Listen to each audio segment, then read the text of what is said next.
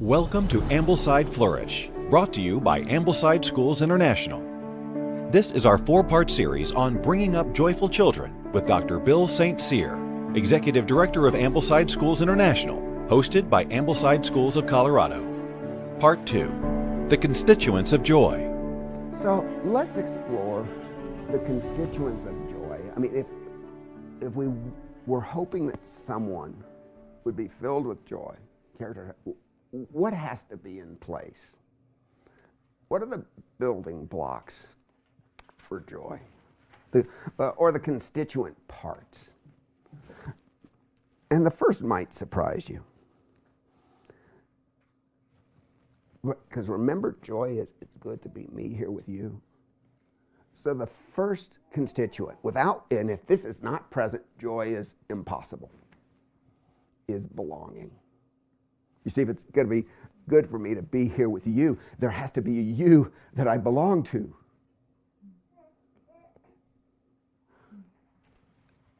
One cannot experience joy as a radically autonomous individual.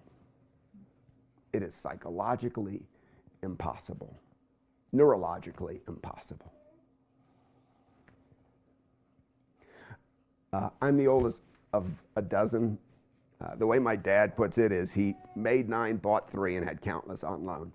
9 biological children, 3 adopted children, and numerous foster children through the years. And one of the foster children was Tony. When Tony came to be with us, he was about 18 months old. And his head was flat on the back and rounded. He kind of looked like Charlie Brown. And the reason was because he was put in his crib and no one ever picked him up, turned him over, did anything. And so because, the skull's soft, because he's laying on the back of the bed, it flattened out and rounded out. So when he came to be with us at 18 months, he wouldn't cry. He wouldn't laugh. I mean, flat affect, minimal affect. I mean, he'd fall and hurt himself and nothing. Why? Because it had never mattered. I mean, when he cried, nobody would come. He belonged to no one. Now, if that had continued, the prognosis for his psychological health would have been abysmal. But it was very interesting. When he came, first, Mom is constantly trying to attune with him, constantly trying to break through. But the key was my biological brother, Josh, who was 6 months older. And see, Josh befriended, Josh reached out to, at 6, he's 2 and Tony's 18 months, and so Josh reaches out to him. And when Josh falls, Josh cries, and Josh gets picked up. And Josh looks at Mom and goes bright-faced with Mom. And Tony watched, and he figured it out. So he started crying and realizing that if he could cry, he could be comforted. And he started looking into your eyes and going bright-faced when you went bright-faced with him. It is impossible for school to be a joyful place for a child if they don't feel like they belong.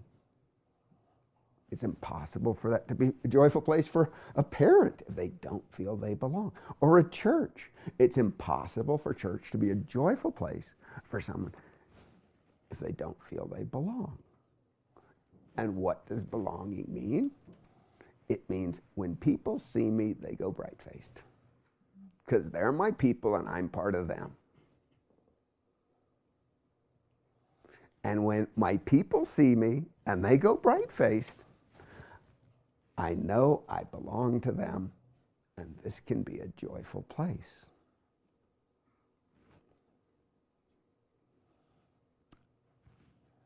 That's why it's so important for moms and dads with their teenagers.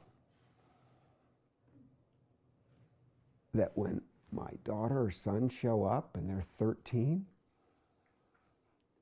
if I don't go bright-faced at seeing them, there is no way they're going to feel like they belong. And they will find another tribe. When they belong to us, they don't go looking for other tribes. There's really only one reason a child abandons his family tribe for another. And that's because it didn't feel like it really belonged or she really belonged. And so there was no joy there. We don't leave a people. We don't leave our people if our people find joy with us and we find joy with them. Doesn't happen. Interesting, at the end of the day, nobody's leaving the church because one of the neo-Darwinians, atheists, convinced them that intellectually Christianity is a fraud. That's not why a 20-year-old leaves. They may tell you that because they're just fabricating a story to explain their actions. But they're just fabricating the story. The reason they left is because they didn't feel like this was my people. There was no joy there.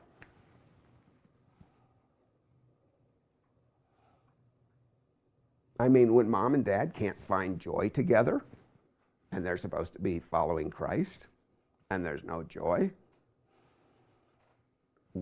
if I'm 18, why would I want that? I mean, no joy there. I mean, we know that. First constituents of joy, belonging. And, belonging, we can experience it in the moment, like Tony with my mother or with Josh, my brother. Or we can experience it in our memories, like me right now thinking of Mary Ellen's going bright-faced or my mom standing on tiptoes. Incidentally, one of the greatest protections of marriage is if you've got lots of joy memories together and you take time remembering.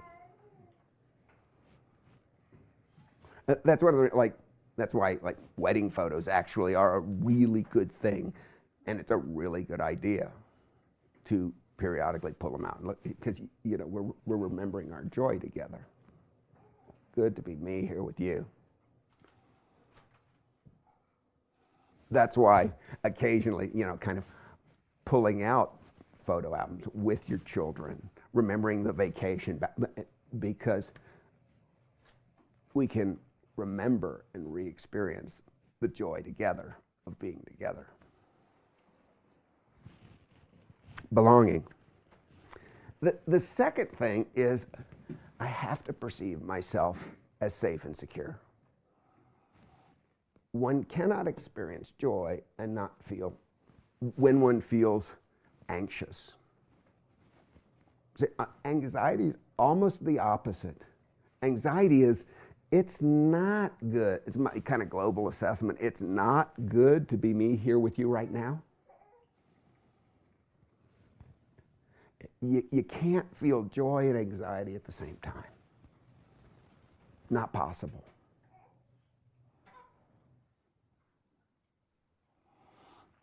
And so we need to be curious about that. I mean, in the light of the love of Christ, and he holds me, why am I anxious? I mean, if I remember correctly, he did say something like, hey guys, within the next 24 hours, they're going to come arrest me, crucify me. I'm going to die an incredibly painful death. But you, be anxious for nothing. Be anxious for nothing. Even in that circumstance. Why? Because I'm going to go to be with the Father, and I'm going to establish mansions for you, and it's all going to be good. But we have, some of us more, some of us less, have the habit of being anxious. And often we, if we grew up in anxious homes, or we grew up around, if in our tribe we did not feel safe and secure, then we grow up feeling anxious, and then it gets hard.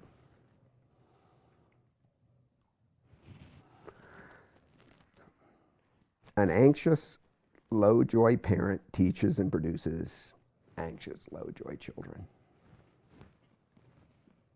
That's one of our great challenges. I mean, nobody raised their hands and say, gee, I volunteer.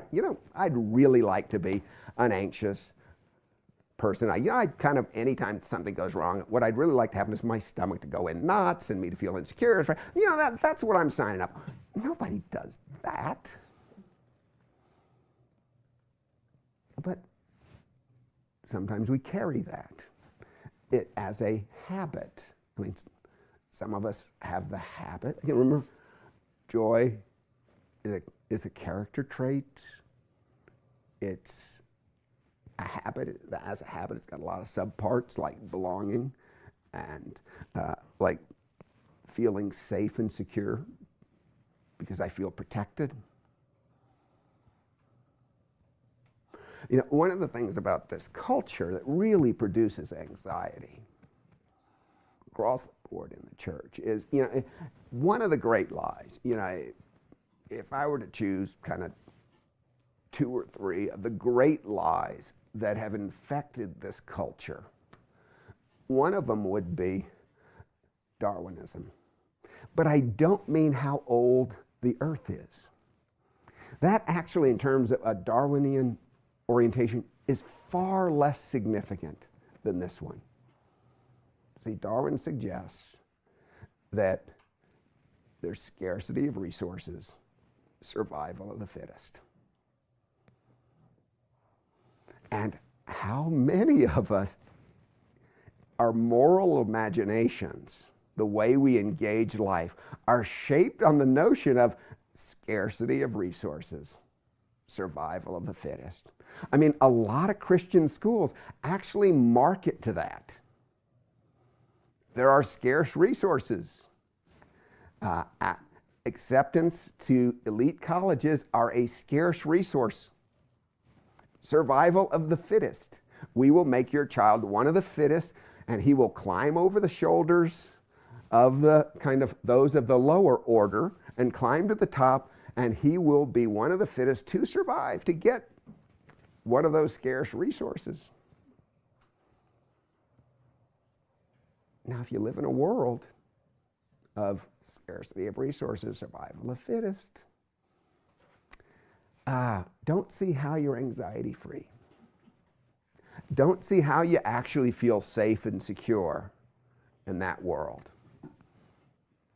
On the other hand, if you live in a world in which, like, God has prepared good works for you to walk in before the foundations of the earth, that He blessed you with every blessing in the heavenly places, that He's numbered the hairs on your head.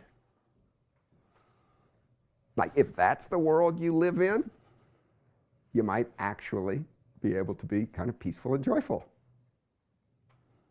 It might actually be possible not to be anxious. But it's hard not to see ourselves as living in the world that the world tells us it is 1,000 times a day. So, constituents of joy: belonging, perceived security, safety. And here's the third thing. You got to have a reservoir of deep satisfactions. A reservoir. That there are lots of things I can go into my memory and really appreciate. That was good stuff. And it really was good stuff. So we have to have plenty of encounters with the good, capital G, the true, capital T, the beautiful, capital B. I heard this this kind of diagnosis, creation deficit disorder. You ever heard of that? That we're actually made to engage God's creation and nature, and if we're not actually out in the mountains and in the woods, walking among the flower and the fauna, having a garden, if we're not kind of smelling the roses, if we're not engaging the real, the good, the meaningful, I mean, the rocks that cry out the praises of the Lord. If we're not actually engaging all that's good in God's creation, we can suffer from creation deficit disorder. And we can really feel significantly more empty inside. It's the lack of what one would call real pleasures, real satisfactions. And the world offers us all kinds of counterfeits. You might call them pseudo-delights.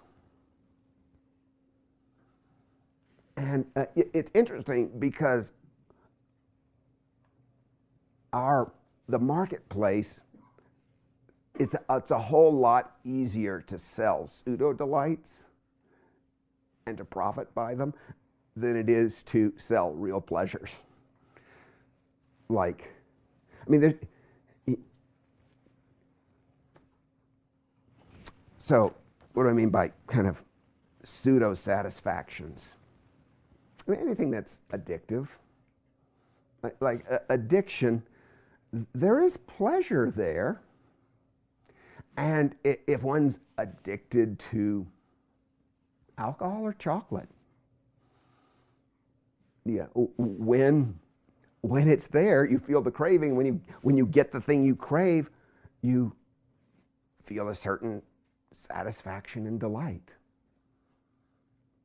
But it's a pseudo satisfaction, and then it doesn't really satisfy. And when you think back later, particularly if one is never enough, gotta have my third, and then it doesn't really satisfy.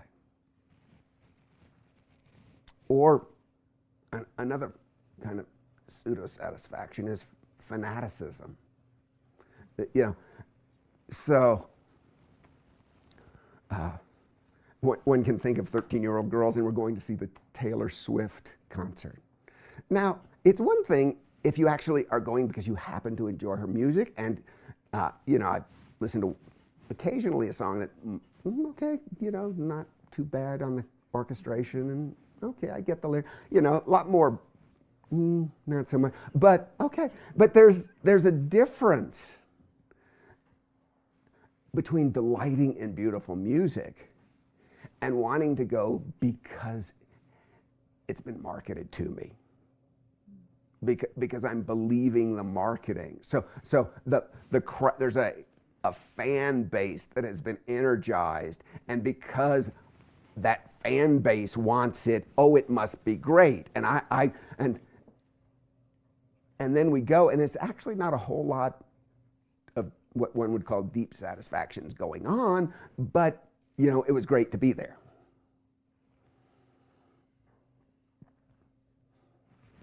Fanaticism, or another kind of pseudo is kind of vicarious experiences. And we have a culture more and more that's selling vicarious experiences.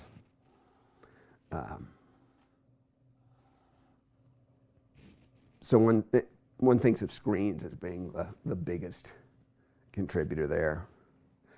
Screens that take over our autonomic nervous system and regulate us and cause our heart rate to go up, and then our heart rate to go down, and tag our adrenal glands at timed increments, because they actually have done that research.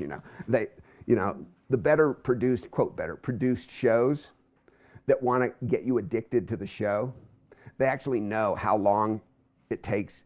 You can hit, they can hit your adrenal glands, like a car crashing through a wall, somebody getting shot, and then they know how long it'll take for your adrenaline glands to reboot before they hit them again. And they actually time it to build an adrenaline addiction, so that I gotta see what's gonna happen next. Okay, so can you see how those might be pseudo-satisfactions that are something very different? You know, it's a very different experience if a group of guys are playing Call of Duty or they're making a puzzle, doing a puzzle together. Well, Call of Duty plays on adrenaline addiction. It plays on pseudo-potency, right? Because I'm 14 and I want to feel potent that I can take on the world, but I'm scared that I can't, and you know, got all these kind of, am I a man, am I not a man? But you know, in Call of Duty, I can shoot them all up. If I could, you know, I just go back to the last save set. I mean, that's the real attraction of a lot of video games and pornography for teenagers, right? Teenage guys, particularly, because it's pseudo-potency. I don't know how to be a man. I don't know, because men are made to be potent in the world, and I don't know how to do that. But in a video game or pornography, I can, you know, takes all the risk and all the challenge, you know, and I can feel like, hey, I saved the world, you know. So real satisfactions, and one of the challenges we face is that we've got all these pseudo-satisfactions that kind of compete. And the thing is, they're easier, where real satisfactions take more time. They're more subtle. I mean, it's the difference between developing a palate for fine wine and taking cocaine, right? I mean, for someone who has drunk some fine wines and can really enjoy, I mean, there's deep satisfaction in a good wine that God made and intended. And it's not the abuse of it, but it takes more effort. Most deep satisfactions take time and energy, and you have to be cultivated. Where pseudo-satisfactions usually take no effort. But the more you engage in pseudo-satisfactions, the more empty you are, because there's no time and energy for real satisfactions. And pseudo-satisfactions do not build joy capacity. They don't build joy. I mean, nobody finished playing Call of Duty for 4 hours and said, gee, how joyful I am. Right? And that's not what happens. Even though I gotta go back and do more, you know, but there's no joy in it.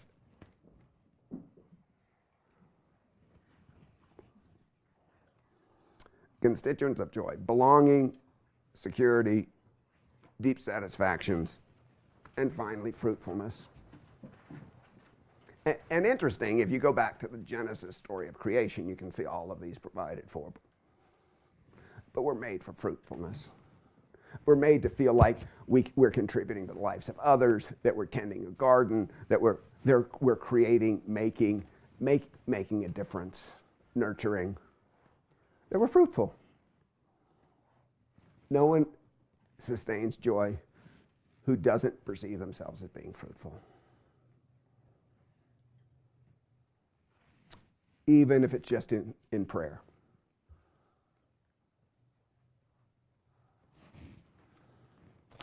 Because we're made for fruitfulness. So, you know, we are not being as we were intended to be if we're not in some way being fruitful. And it can be the smallest of kindness, but we're making a difference in others' lives.